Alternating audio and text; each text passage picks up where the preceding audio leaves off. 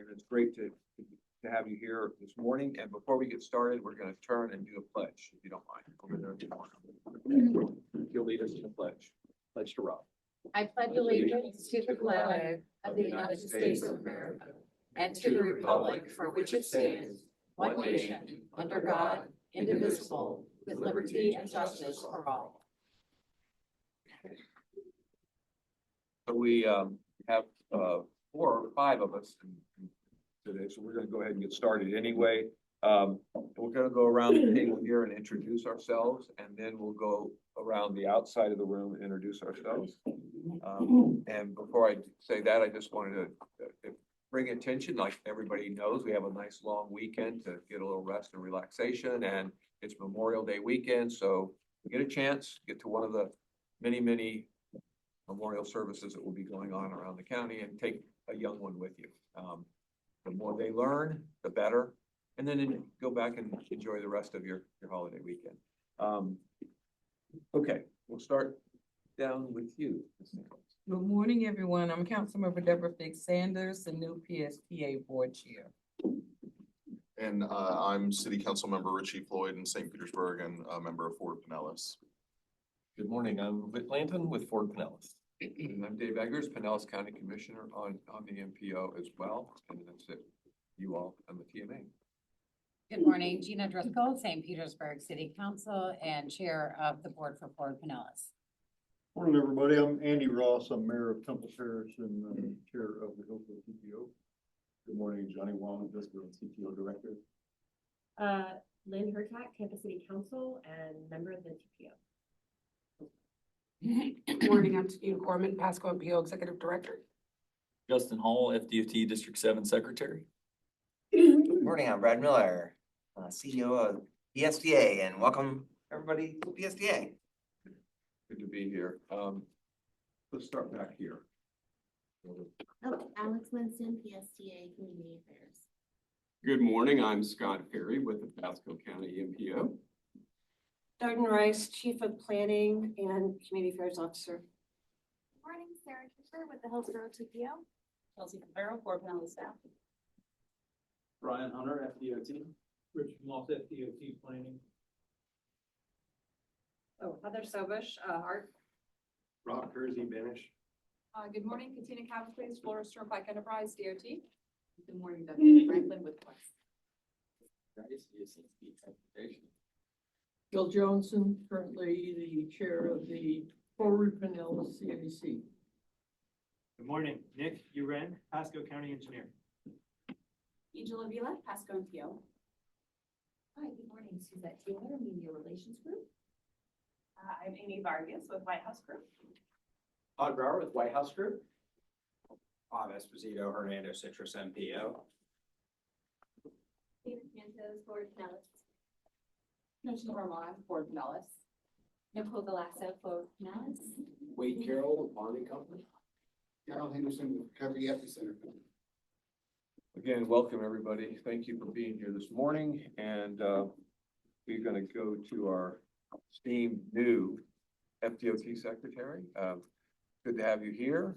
USF grad. I was just looking stuff up. USF graduate for undergrad and MBA. Yeah, Nice. Congratulations on that.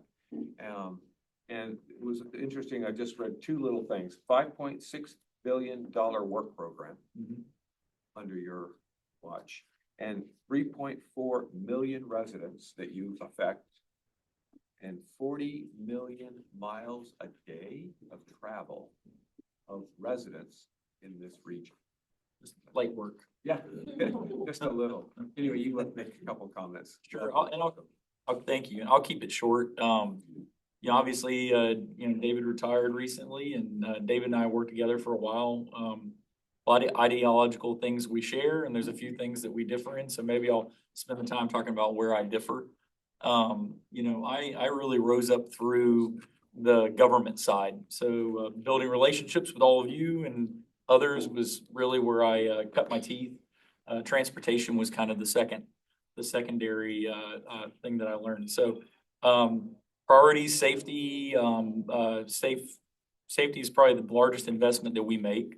I know some people look at it and they're like capacity here and we can all battle over whether we feel like we're making a difference or we're not making a difference with capacity. I've got my opinion, you may have yours. But ultimately, my number one focus is safety, and that's something that David and I shared. Where our differences are, I'm not a PE, so, you know, you can pick yourself up off the floor, so I'm not a professional engineer.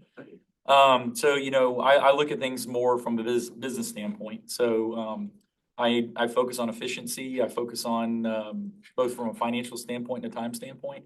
So anytime you come to me, if it's something that I can either improve safety or improve our efficiency, I'm all about it. And I'm going to be really interested to hear you out. And I'm really focused on the communities. So a lot of your communities, they know me. A lot of the folks I've been working with for years, and I'm going to continue to do that. And I always look for innovative and creative ways to finance and build projects. And so my partners at the Turnpike, they've been talking to me about some ideas that we have. And so anyway, I'm just looking forward to continuing working with all you in this new role. And hopefully I'll exceed all expectations. Well, I hope so. So thanks for the And just invitation. as an example, we had one little area in Pinellas County. I had a little problem, talked to the folks, it made sense, and they made a change almost on the spot. So just very responsive to things that make sense. And I appreciate that perspective about the community. Welcome, Commissioner. That's my accent. Paid a big price for it. Lots of U-turn. Would you like to introduce yourself real quick? And Commissioner Catherine Starkey, Pasco County. great to have you here. Are there anybody in the room who'd like to take 3 minutes and speak to the group? Public comment now. Anybody? See anybody? I think everybody that's introduced themselves works for somebody. So, okay. We have approval of the February meeting summary. First of all, is there any comments, questions about it? Move to approve the minute. Okay. Second? Second. Okay, got a motion and a second. Okay, all in favor? Aye. Any opposed? Motion carries. Move on to the MPO Consultant Selection Committee recommendation. Sarah from Hillsborough. Morning. Sarah Paper with the Hillsborough TPO, and I'll be presenting to you this morning on the regional MPO consultant selection recommendation. Get near that microphone. Yeah, near the microphone. Thank Okay, you. Sorry. sure, no problem.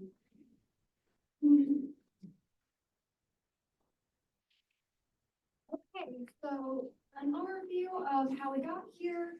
The purpose of this consultant is to help us create a staffing, management, and procedural framework for regional MPO that is consistent with state and federal statutes. And we were looking for consultants that had expertise in MPO requirements, organizational management, intergovernmental responsibility, facilitation, conflict resolution, and the legal support needed to do this work. And this should look familiar to some of you. We presented this late last year on the process and schedule for selecting a consultant. Back in December, the TMA approved the scope of services, which allowed us to work on the procurement package.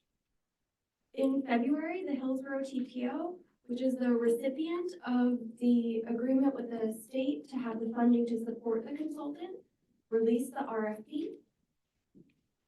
We had 4 proposals that we received in March. A selection committee of the executive directors of each of the 3 MPOs of Pasco, Pinellas, and Hillsborough met and reviewed the 4 proposals. And then we're here with you today with an update, and we're seeking your support of the selection committee's recommendation. After this, we'll go to the Hillsborough TPO board to confirm and begin negotiating. As I mentioned, in April, the selection committee met and reviewed the 4 proposals. At that first meeting on April 11th, the committee decided to conduct interviews. For the procurement package, they were allowed to interview the 3 top firms, which was conducted on April 22nd. After that, the selection committee decided on a recommendation to proceed with the top-ranked firm, White House Group, followed by Public Works if negotiations or something else fails. After your action today, we are going to be taking this recommendation to the Hillsborough TPO board meeting in June. This is to allow us to begin negotiations with the top-ranked firm. And then our intent is in August to take back an agreement with the selected consultant to the Hillsborough TPO board meeting so we can then issue a notice to proceed. We're going to the Hillsborough TPO board because the Hillsborough TPO is the entity that has that agreement with the Florida Department of Transportation for this work. And we're seeking your recommendation today to provide support to the Hillsborough TPO board on the TMA's thoughts on this consultant recommendation. And our action that we're asking of you this morning is to recommend the Hillsborough TPO board approve proceeding with the selection committee recommendation. And I'm happy to take any questions you have. Any questions? Yes, sir, Mayor. Sarah, what is I noticed the scores were relatively close. I don't know how many points aggregate into that system, but can you give us any idea what gave the top candidate preference over the second here? I mean, was there a skill differential or something in the interviews that, what distinguished those two? I think it was several little things. One of the things that the selection committee really liked was the schedule that was presented by the top ranked firm. They also liked the idea that that firm brought of having champions to help bring this forward in the community. Those are some of the highlights. We do have summaries of the meeting and the scoring in your agenda packet link. Those are some of the things that stood out to me in particular, listening to the conversation from the selection committee. Can add a little bit, if that's okay, and perhaps Johnny or Tania can jump in as well. I think there were a couple of things. One is the consultant that we recommended had a shorter timeline, and we want to take the time we need, but I think 18 months is reasonable, and some of the other firms had 2 years, so that helped. The other firms, their project manager did not make it to the interview, so I think that kind of set them back a little bit. They had a really good team and a good presentation, but when you don't have a couple of your key people, including the project manager, it makes it a little tough. But I was very happy that we had 4 quality responses and 3 were clearly qualified and capable, and then 2 kind of jumped to the top. So there was a pretty good separation between 1 and 2, and then the third firm. Thank you. The reason why White House Group stood out to me is they seem to have a really strong understanding of the politics in this area and a lot of the concerns that each of the stakeholders are bringing to the table. Their public engagement team was also very strong, gave a very strong presentation, and they're skilled at facilitating disagreement among parties. And they spoke from previous experience, having done similar work around the state. And for those reasons, I think that White House Group was my clear favorite. Public Works, the second ranked firm, and they were also strong, but didn't have quite a comprehensive understanding of the local politics. Yeah, there's not many people who've done this work. So we were looking for capabilities at organizational structure and building a culture, understanding the culture, and White House Group clearly did their homework leading into this. Was this unanimous? Yeah. It wasn't a 3-2 decision. I think my votes were closest, but it was unanimous in terms of all of you felt the same way. Thank you, Mr. Chair. Yeah. Any other questions? Okay, do I have a motion for recommendation from the TMA group? I move to approve the recommendation. Second. Motion and a second, all in favor? Aye. Any opposed? Okay, motion carries. Thank you all for that work, and that's a lot of work ahead of us. All right, we're going to go on to the regional long-range transportation plan publication. Chelsea.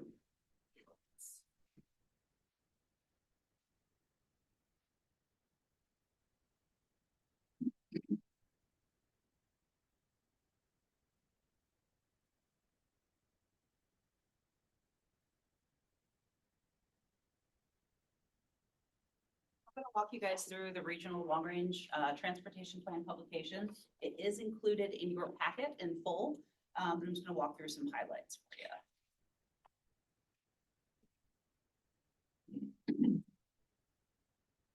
There we So just a little bit about who we are as a region and the region, some of the reasons behind why we put this publication together.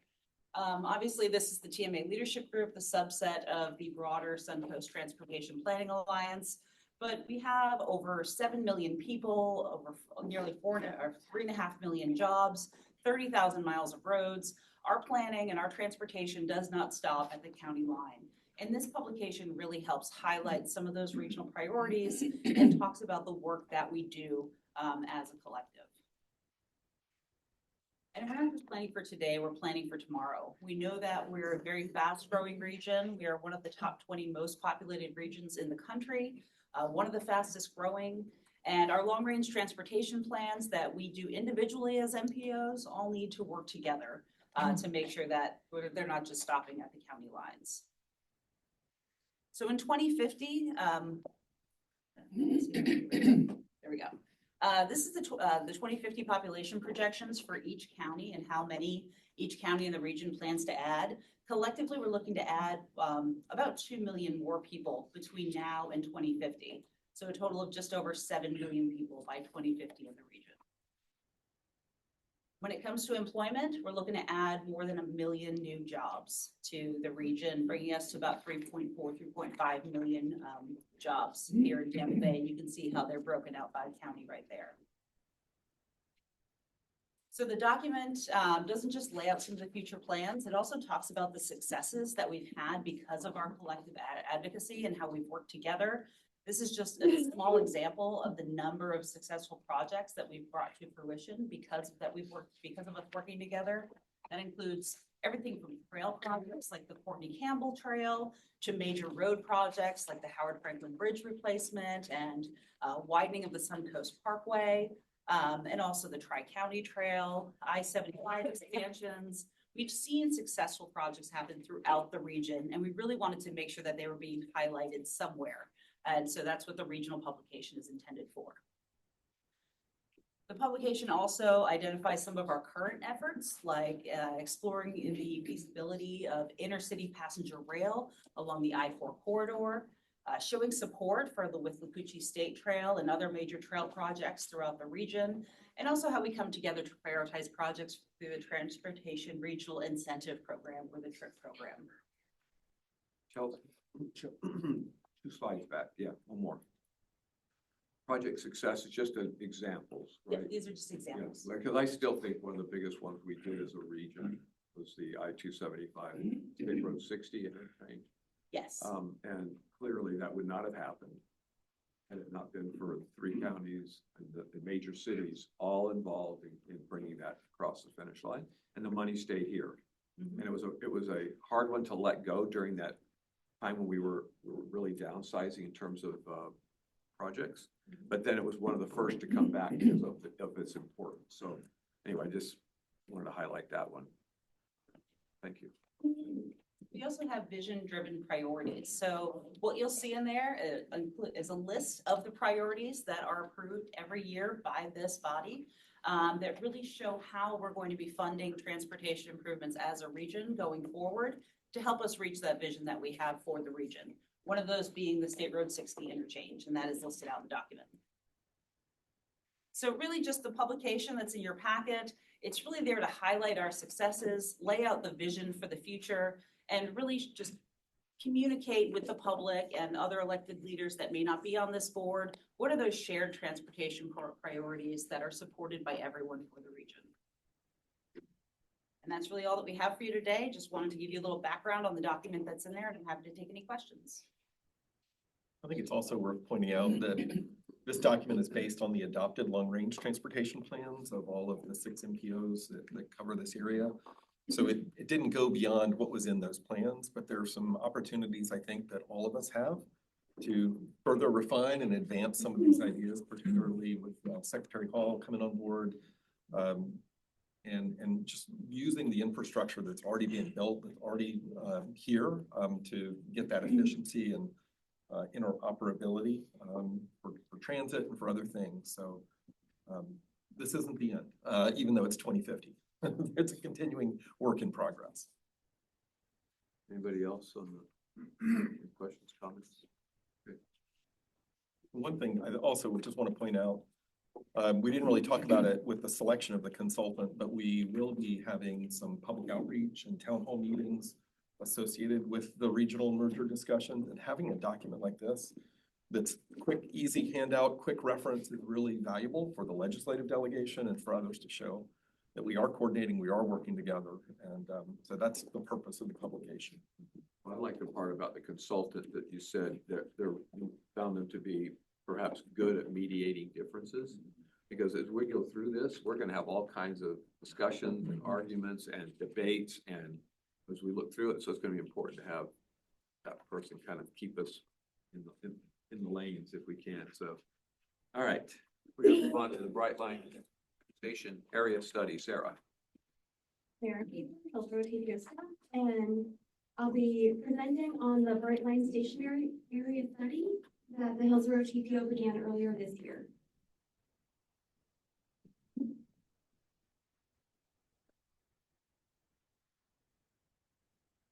There are 4 main goals of our study. The first is to identify potential Bright Line users who might be starting their trip in the Tampa Bay area and using Bright Line to go somewhere else in the state, but also who from elsewhere in the state will be coming to our region.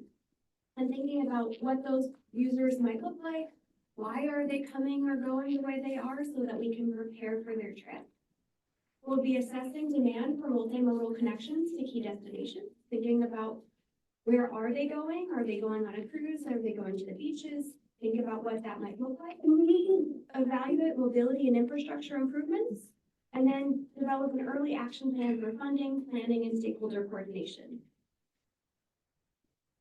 We kicked off this study earlier this year, and right now we've completed our look at peer stations. We looked at a couple of stations throughout Florida. We're nearly finished with our context assessment. We're also conducting a public survey. We'd really like your help, and at the end of the presentation, I'll have the QR code and the link to the survey. The survey's been open for the month of May. It'll continue to the end of the month. We have been sharing it not only with our stakeholders and with our social media groups, but we've shared it with our peers throughout Florida. I know Pinellas and the Pasco MPO have received it and shared that information. We've also shared it in South Florida and Metro Plan Orlando, and in Lakeland with the Polk TPO. Sarasota Manatee has shared it, trying to understand a broad reach. And I'm really happy to share that as of this morning, we had over 10,000 respondents to the survey. And we're hoping to continue that growth. We're also doing those user profiles and some station access analysis. So trying to better understand not only from the survey data who might be using Brightline and what their needs are, but also understanding from the data right now that is past travel data on who might be making those connections to understand where and how they're going. After we finish all of that, we'll be working on a station area connectivity plan. Really important to emphasize with this project, we're not looking at where the station is, we're looking at how do we prepare for a potential Brightline station. We've been engaging with different stakeholders in our stakeholder group, including those listed here, and then also communicating, as I mentioned, with our partner MPOs. This is our general station area. We're looking somewhere in the greater downtown Ybor City area. This is just a starting point because we know there's greater demand than just this area. And so we are thinking about a 45-minute drive shed, 45 minutes non-peak hour. So it does include most of the TMA region as well as beyond. And thinking about that greater connectivity, connecting Tampa Bay and the region to the other areas where either Brightline is today or where it's being planned or proposed to be in the future. I would really like your help to continue to support the study through sharing information. We have here the QR code and the links directly to the study. And if you have any questions, I'm happy to take them. And I also have my contact information and our consultant project manager's contact information on this. And I'll take any questions you may have. Question for her, yes. I took the study, I thought it was great, but the issue I had was, most of us in this room know that the airport's not an option to stop at for a Brightline to go to, but nowhere in the survey does it say that. So when they're open-ending asking people where Brightline should go, I'm afraid we're gonna get a lot of airport answers, and we're just gonna have to toss those, and that's just not useful. So I was disappointed that you didn't mention the fact that the airport wasn't an option. Yes, we did the options based on what Brightline has shared in the past about where they're looking to be. We are collecting the data in the open-ended responses, and we are starting some conversations with Brightline, and we can definitely share that we're getting that kind of feedback with them as they plan their service.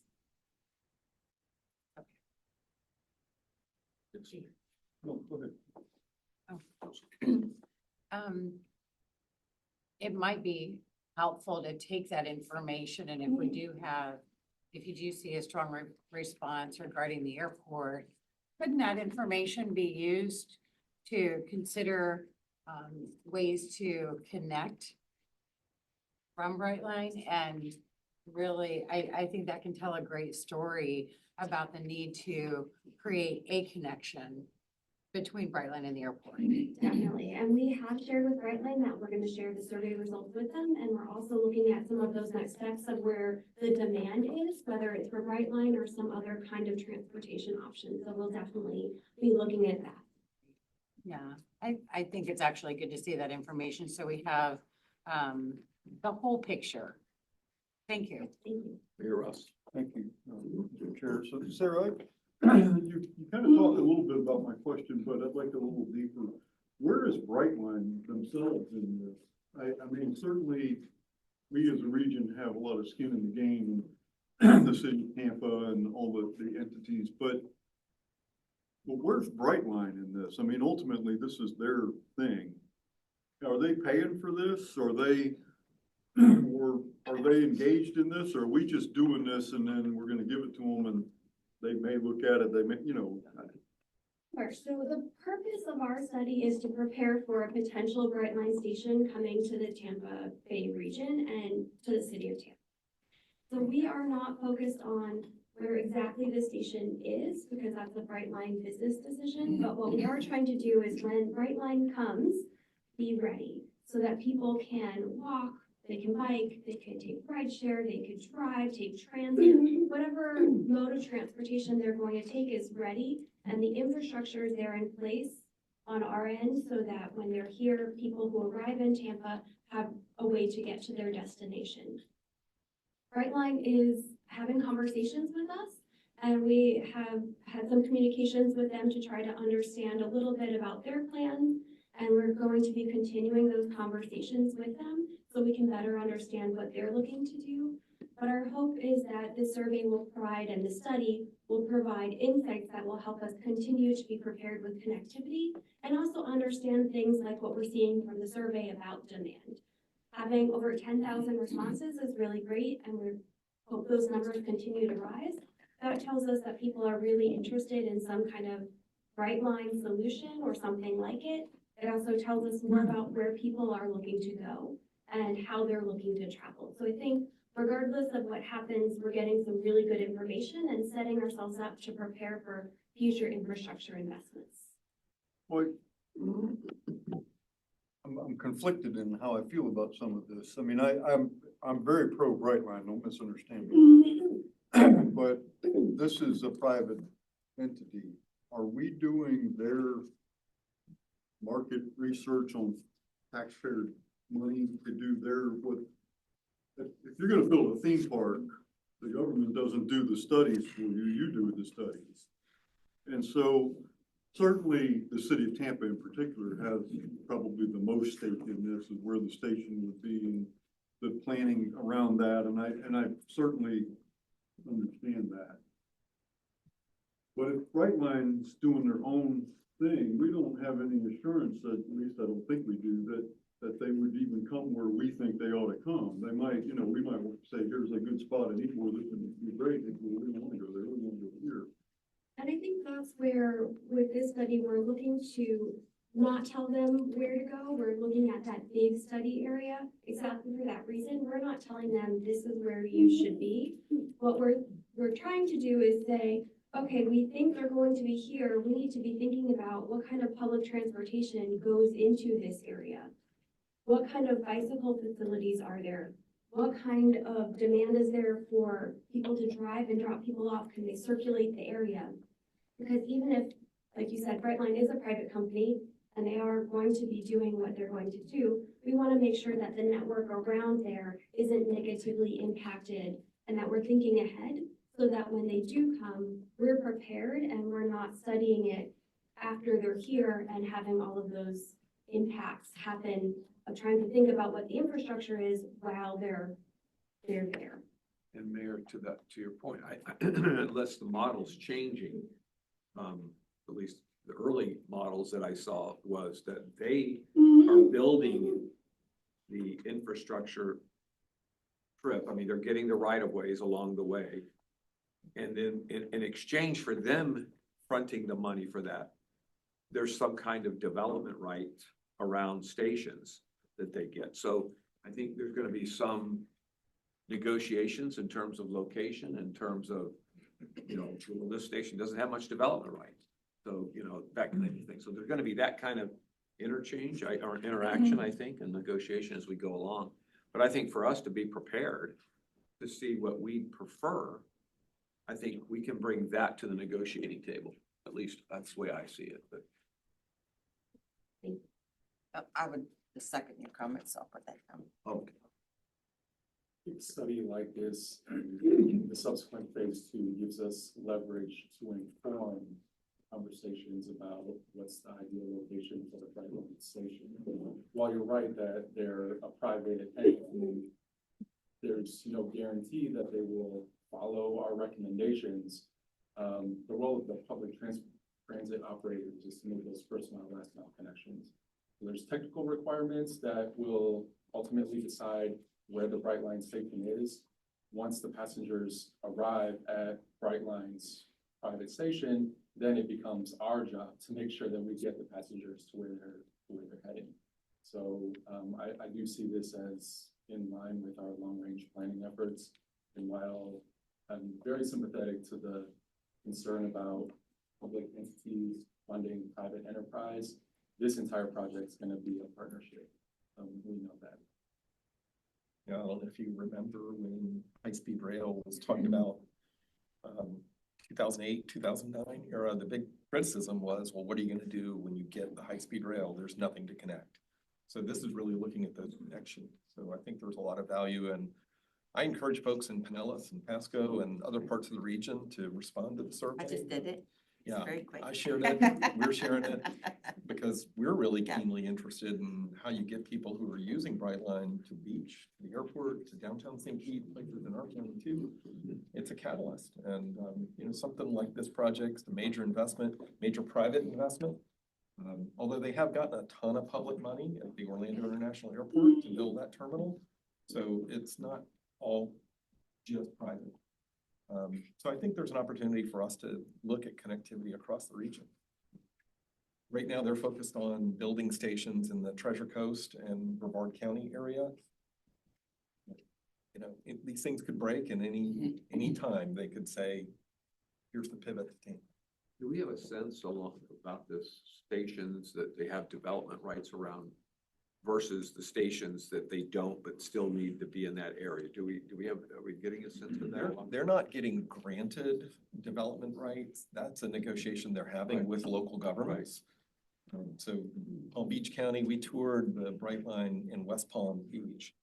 And as a result of that station, they have their first Class A office building in 30 years being built, or it's open now.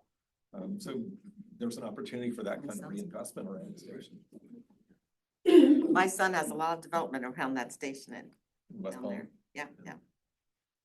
We did a nice little walking tour, and Nick, you know this. I mean, the whole area was pretty lame, you know, 10, 15 years ago, and now it's come back, and it's not all due to Brightline, but that's a big chunk. Yeah, and it's a beautiful station. Anything else on? I can't wait. Brightline side? Thank you, and I'll add, we have some flyers with the information about the study and the survey link if anyone wants to grab some. Thank you, Sarah. Okay. May I take a second to give my team kudos, Sarah as the project manager, but also my engagement team, Harmony, who's not here. this scope of work had a very limited budget for survey distribution. So my team took a boots on the ground approach. They've done 6 or 7 interviews with local news media recently. You heard that our partners helped us push this out, 10,000 responses with basically 0 public engagement dollars behind it. It's got to be a record. Kudos to Sarah and my team. Maybe there's a lot of pent-up demand. Thank you, Johnny, for that. I'll second that, but also I think what it shows is the demand and that people really want this. So I think that has a lot to do with it. This is why I'm glad we're talking about first mile, last mile. Are you tracking out of county comments too? So I'll be sure and spread this in my newsletter and with the groups I meet with. Thank you. When does it close at any time? Did I miss that? May 31st. It closes the end of the month. And we are planning, I just talked to our consultant actually yesterday. We were going to, as a thank you to good partnership to our partners, share the information generally, but also pull out some information by each MPO area so that our partners who have shared it can understand what their constituents are saying as well.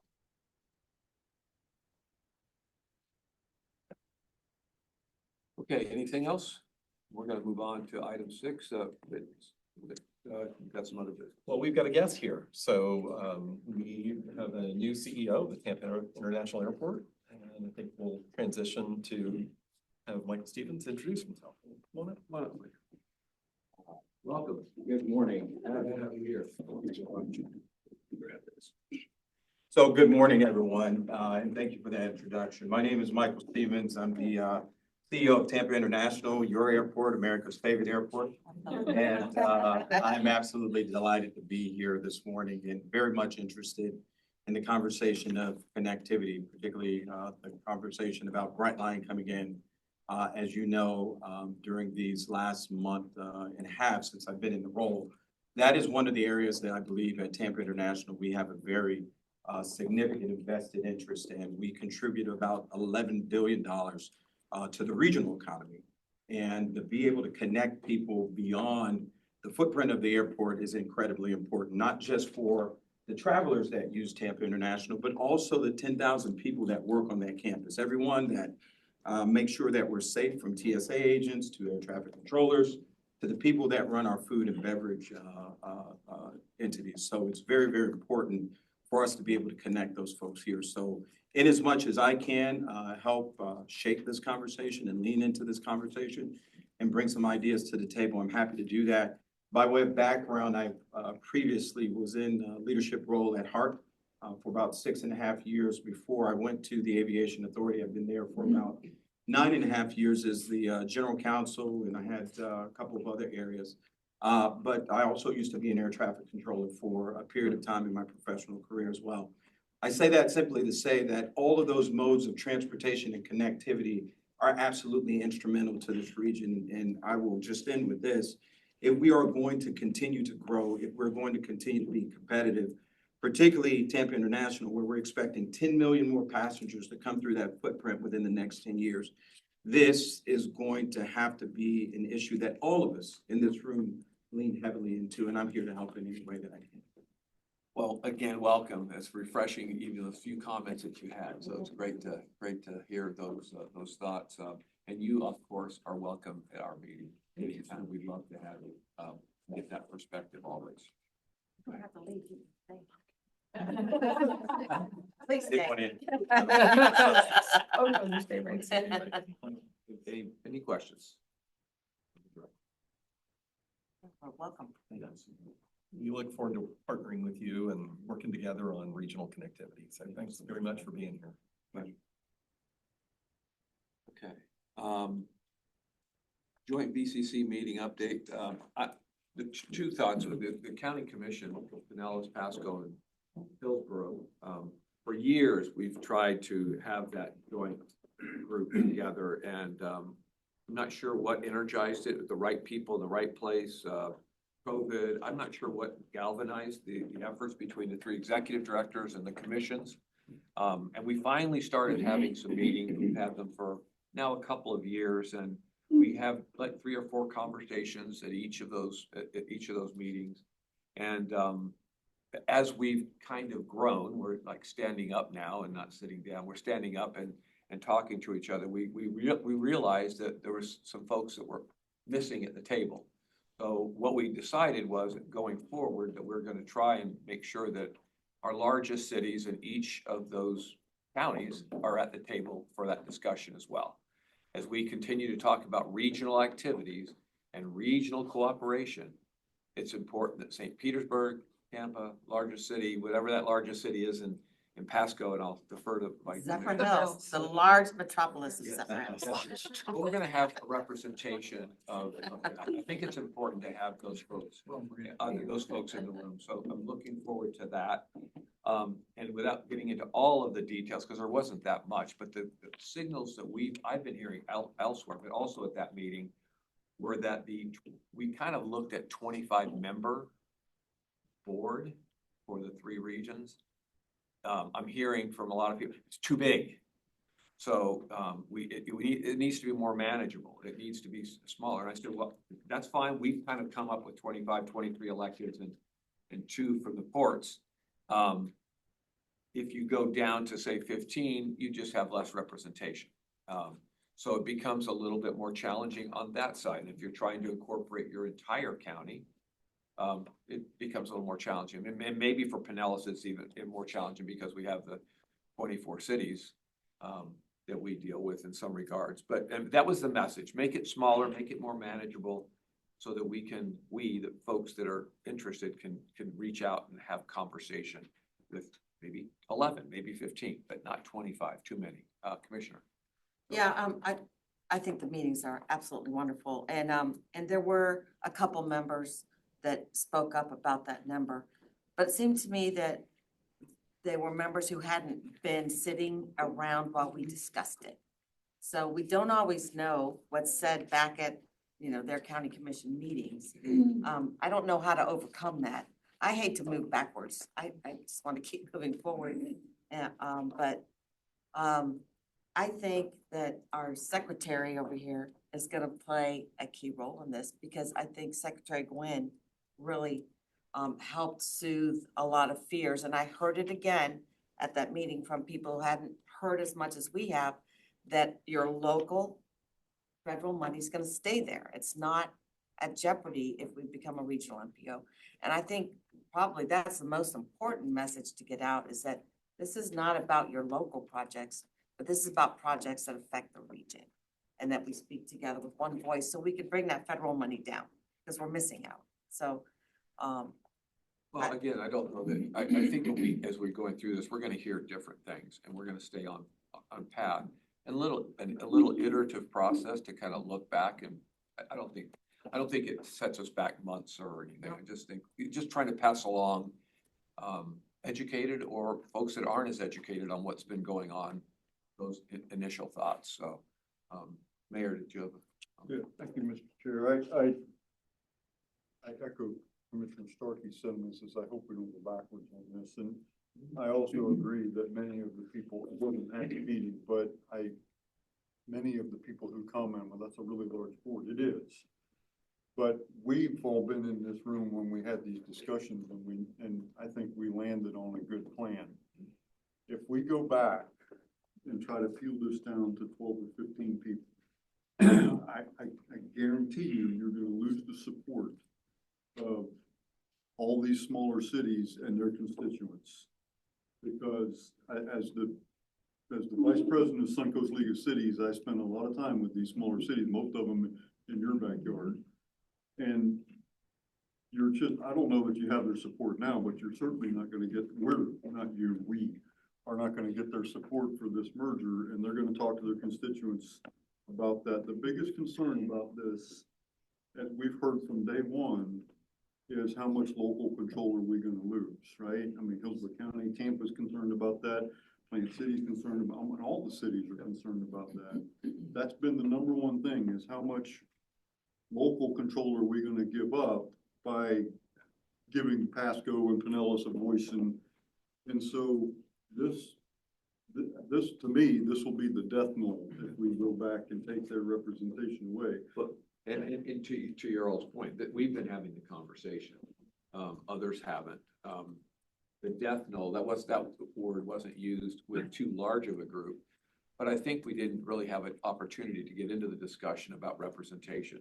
And my heart palpitated a little bit because in Pinellas County, it's unique in that we have 3 very large cities, what I call very large, of 80,000 plus, and a lot of small cities that currently have a voice on our expanded MPO. We have 19-member MPO now, and so it's been important to get those voices heard.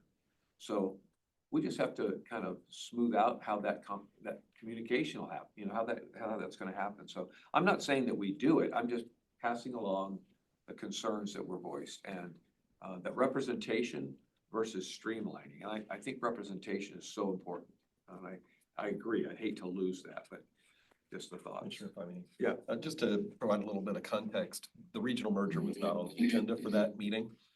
It was brought up during member comments, and I think there was I'll just say a random commissioner who said, I think 25 is too big, and then there were some echoed comments about that. So I don't know if it was the focus, but I was taken back a little bit, maybe Tania was as well.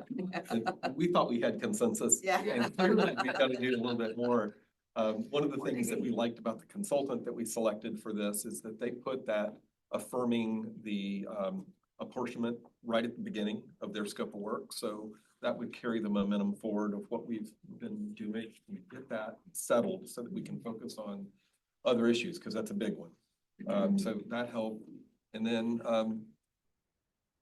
I have assurances from our county administrator, Barry Burton, that we will be back on the agenda in the fall. He asked me if we wanted to be on the agenda for this May meeting, and I said, there's really nothing new from when we were on the agenda in January, because we're going through the procurement. Now that we'll have a consultant, hopefully underway, under contract by August, if that meeting is in September, it might be a really good opportunity to open that. And I think we even talked about having the Clearwater mayor there as well, you know, the cities that are over 100,000, and then whatever Pasco wants to bring together. So the conversation's ongoing. I didn't, you know, I don't want anybody to be alarmed that we're walking it back, but you're right. There's a lot of folks that need to be involved in that conversation. And we've talked about this before. Along this process, there's going to be elections and new people. Yeah. So we just got to make sure that we take the moment, to your point, about bringing people up to speed as quickly as we can so that they're part of the conversation in a constructive way. Anyway, yes, did you have something? Maybe we did this and I don't remember, because I just had too many things going on, but do we have a one-page fact sheet? We do. Yes. Yeah, so I need that again. We've got the FAQs that are up on the website. We can certainly send that link around to everybody. And maybe at our next meeting, we make sure we distribute that to everybody and in a hard copy, because you know, like y'all, I get so many emails and things. And we're hearing more questions, so we're going to have more answers. Yeah. So it's a document that we're going to keep updating. And we have a new secretary, and, you know, I want to make sure that DOT's comments are there loud and clear about the funding. No, I think the cool thing about this process is there's not really a defined model. You know, it's not like you're going into this and there's like a mold you have to fit. And so when you come to the funding and the funding stability for the different counties, and even the way that funding is allocated, there's no fixed model for that. And, you know, we've had conversations with the feds, and it could even be where for each county's allocation that you predetermine by the you know, consultant study, that only the members of that county can vote on the allocation. I mean, there's a million different things you can do to provide stability, but that's why allowing the consultant kind of to do the process is the key, because they may come up with a model that no one's contemplated. Yeah. So, you know, I think there's a lot of value in that, but at the end of the day, the stability that David talked about with the funding is the allocation by county is population driven, and we have to balance that. So we can't, this isn't like a rob Peter to pay Paul kind of situation, because we are the ultimate watchdog to make sure that there is a balance. And there's a report that we run that we have to show to the FTC and others that we are maintaining a balance. So yeah, it's not, there's no boogeyman when it comes to that. Yeah, no, that's important. Yeah. Important piece. Okay. Anything else on that? Not didn't mean to alarm, but just passing along some of the. Yeah. And it was a new commissioner. in that. At least two voices. Yeah. There's been others that have talked to me Yeah. about it being, but I think when you even bring up the idea of representation being lost in a smaller group, I think at least they start thinking differently a little bit, like, oh, yeah, we want to make sure we have our voice. So, okay. Metro plan. Yeah, next item, we've been talking at a staff level about getting more information from some of our peers and just up the road about 2 to 4 hours, depends on the day. In Orlando, they have a 3-county MPO. And I wanted to see if the TMA Leadership Group would be supportive or interested in a field trip to go meet with elected officials in the Orlando area to hear firsthand how they're represented on their MPO board. And I don't want to limit it to just the TMA members, but that's a question. I think inviting elected officials, for instance, I know I've got a couple in Eden and Tarpon who would want to hear how the smaller cities are treated in the Orlando area. I'd want to hear maybe how the city of Orlando feels that they're being respected and treated by Orange County and the region. And Gary Huttman, who's the MPO director in Orlando, has agreed to host us. He talked to his chair, Seminole County Commissioner Bob Delary, who would be very happy to host us.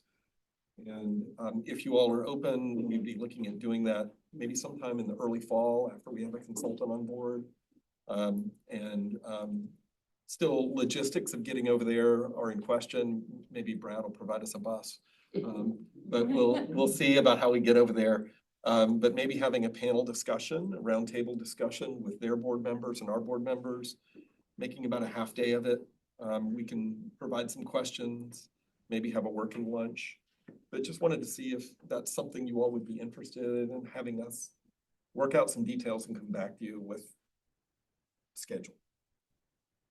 I would definitely be interested, but I would only want the round table to be a short part of that, because I would like time to talk to city representatives one-on-one, and maybe like a lunch of tables of those types of things, or different smaller round tables. I mean, the big round table would be useful for maybe an hour, but I would really prefer to either a mingled conversation, different rooms, maybe with different focus areas. Great suggestion. For sometime.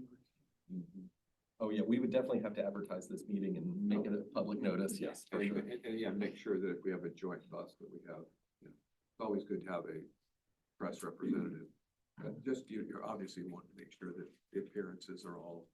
Or we could just all go down to I-4, like, what's that? Yeah, 30 of us, it's 30 cars versus one. Yeah, with somebody strapped to the front of the car. Commissioner. Well, I was looking for the date, because the FACT conference is in Orlando. And so there's gonna be a bunch of commissioners over there already, but that is June, it's in June 24th. I think that's a little too soon to get this off the ground. Okay. Thanks for.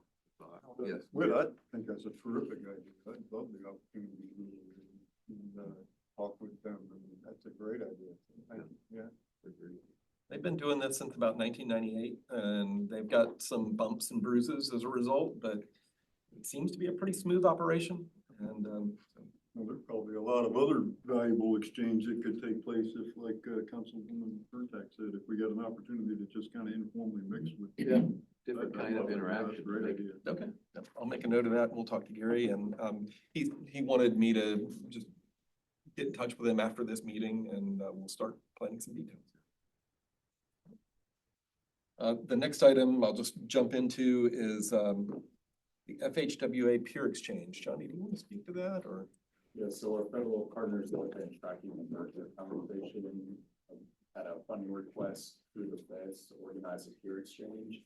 We're looking at getting staff from some of the MPOs around the country that have merged of various sizes, Rio Grande and Lower Connecticut Valley, possibly one other, bringing staff from those organizations to Tampa and inviting Pasco, Pinellas, Hillsborough to go and have conversations with them one-on-ones, talking about what are some issues that result from leading planning processes across large merged areas. I'm going to bring this item to my board ahead of the September-October peer exchange and ask my board members to get all of their questions out on paper. We're hoping to have this be staff to staff and a little bit more intimate. So we're not anticipating that elected officials will attend, but we will make note of all their questions, pass them to our peers and return back with a report. That's great. Again, you know, we're gonna explore this, possibly going to Orlando, elected officials, having that conversation. And the peer-to-peer, I think is just so important. Success stories and how they, you know, like you said, the bruises they got along the way. We'll have our share. The timing of it is an advantage as well, because by then the consultant for the merger study should have a notice to proceed. So whatever results from this report can feed into that larger study. Yeah. Great. Excellent. Before we adjourn, then did you want to talk a little bit about the legislative? I really don't. I really don't. And I have one thing I want to. my. And they haven't solved, the budget issues. Just pay attention, as I know you will. There are some issues dealing with the budget. There's a bill they're considering that could move documentary stamp taxes away from transportation. The federal fund, is that done now? Nothing's done now. Yeah, I know. So that could still happen. And we rely a lot on documentary stamp tax revenues for transportation. The Transportation Regional Incentive Program, I think, is fully funded by doc stamp taxes. The Transit New Starts Program is funded by doc stamp taxes. It's small in the realm of the whole budget, but it's big for NPOs and transit. Just so you know, just for full transparency there, that's something that no matter what mode of travel you're a fan of, you should not like that proposal because it impacts the SIS capacity investments, it impacts transit investments, it impacts local projects. I mean, it's just so you know, we leverage actually some of those funds through bonding and financing. So the 5-year impact is about $3 billion to our work program. So it's not a little thing. So I always tell everybody, I've been telling the legislators that I'm meeting with that, that's something that impacts everybody. So, I think that's 5150 is the bill number, but I need to go back and check. So great. Let's get that around to as many folks as we can. So again and again. For the most part, the legislative bills weren't as bad as last year for NPOs.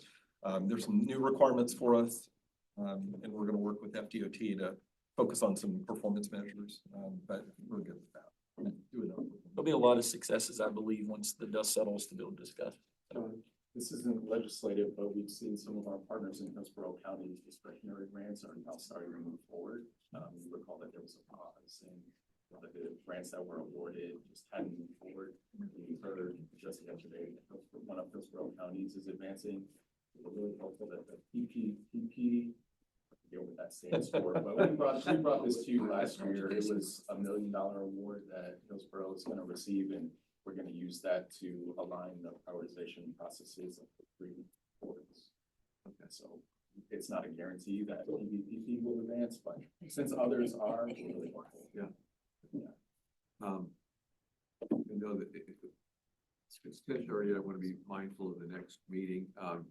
If there's a closing comment, any of the members have. I just had one thing I wanted to bring up that occurred at the what do we call ourselves? Tri-County meeting. I just want to thank everyone for their support of the 5441 overpass and talking about how important it is and talking about SIS projects. And we are excited that you think you have a new model that will be able to be done faster, quicker, and cheaper. And so we're just grateful for the regional support. Faster, quicker, cheaper. Yeah. My motto. Yeah. That should be my district tagline. But just add safer, faster, quicker, cheaper, safer. Yeah. All those things. All right. Any last comments before we wrap up? All right. Next meeting, when is it? Where are we planning it? Anything? I think we got a September 19th. September 19th. So right in the smack in the middle of all of our budget approval process. So anyway, great having everybody here today. Thank you. And the meeting is adjourned.